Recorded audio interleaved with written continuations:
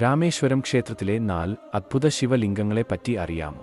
ത്രേതായുഗത്തിൽ രാവണനെ വധിച്ചതിനു ബ്രഹ്മഹത്യാദോഷം വന്നു ചേർന്ന രാമൻ ദോഷം അകറ്റാൻ അഗസ്ത്യ മഹർഷിയുടെ നിർദ്ദേശപ്രകാരം തിരഞ്ഞെടുത്ത സ്ഥലമാണ് രാമേശ്വരം.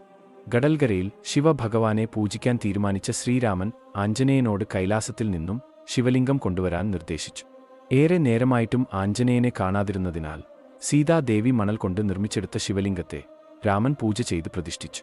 ഈ ലിംഗം രാമനാഥ ലിംഗം എന്നറിയപ്പെട്ടു. കൈലാസത്തിൽ നിന്ന് ശിവലിംഗവുമായി എത്തിയ ആഞ്ജനേയൻ ശ്രീരാമൻ മറ്റൊരു ശിവലിംഗത്തിൽ പൂജ ചെയ്യുന്നത് കണ്ട് നിരാശനായി.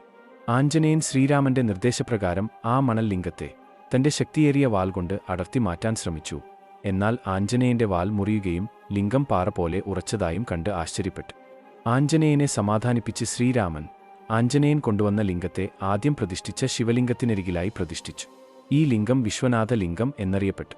ക്ഷേത്രത്തിലെ മറ്റൊരു പ്രധാന ലിംഗമാണ് ഭാസ്കരരായരുടെ ഉപ്പുലിംഗം.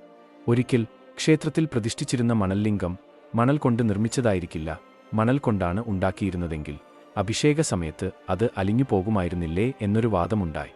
ആ സമയത്ത് അവിടെയുണ്ടായിരുന്ന അമ്പാളിന്റെ പരമഭക്തനായ ഭാസ്കരരായർ അത് മണലുകൊണ്ട് നിർമ്മിച്ചതാണെന്ന് വാദിച്ചു. മറ്റുള്ളവർ വിശ്വസിക്കാൻ വിസമ്മതിച്ചതിനാൽ അദ്ദേഹം ഉപ്പുകൊണ്ട് ഒരു ശിവലിംഗം നിർമ്മിക്കുകയും അതിൽ അഭിഷേകം ചെയ്ത് കാണിക്കുകയും ചെയ്തു. എന്നിട്ടും ലിംഗം അലിഞ്ഞുപോയില്ല. ഒരു സാധാരണക്കാരനായ ഞാൻ നിർമ്മിച്ച ഉപ്പുലിംഗത്തിൽ അഭിഷേകം ചെയ്തിട്ടും അത് അലിഞ്ഞുപോയില്ലെങ്കിൽ സാക്ഷാൽ മഹാവിഷ്ണുവിന്റെ അവതാരമായ ശ്രീരാമനാൽ പ്രതിഷ്ഠ ചെയ്ത ശിവലിംഗം എങ്ങനെ അലിഞ്ഞുപോകും എന്ന് പറഞ്ഞ് അദ്ദേഹം അവരെ തിരുത്തി. ഈ ഉപ്പുലിംഗം വജ്രായുധ ലിംഗമെന്ന് അറിയപ്പെടുന്നു. ക്ഷേത്രത്തിലെ മറ്റൊരു ശിവലിംഗ പ്രതിഷ്ഠയാണ് ആദി ശങ്കരാചാര്യർ സ്ഥാപിച്ചതെന്ന് കരുതപ്പെടുന്ന സ്ഫടികലിംഗം.